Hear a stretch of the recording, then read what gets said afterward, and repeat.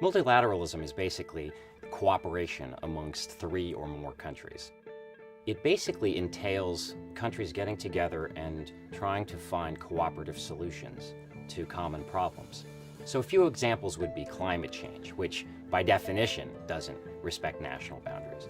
But we also have issues of global epidemics, which can spread from one country to another with the ease of somebody getting on an airplane. In addition, we have the looming threat of cyber insecurity. How do we keep an open global internet and at the same time protect ourselves from attacks from other countries? Traditionally, when people have talked about multilateral cooperation, they talk about universal membership organizations, such as the United Nations, the International Monetary Fund, the World Bank. But in addition to these standing treaty-based bodies, the United States and other countries are increasingly relying on a broader variety of multilateral institutions.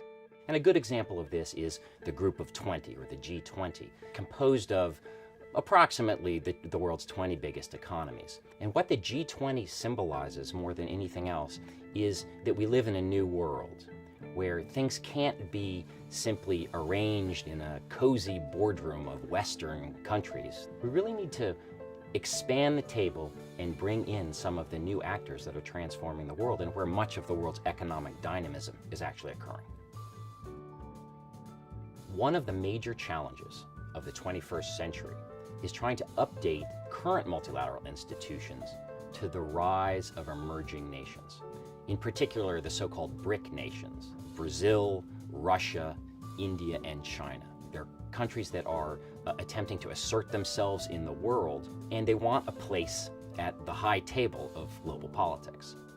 From the perspective of the established powers, they're not always on the same page in terms of their priorities or necessarily their values.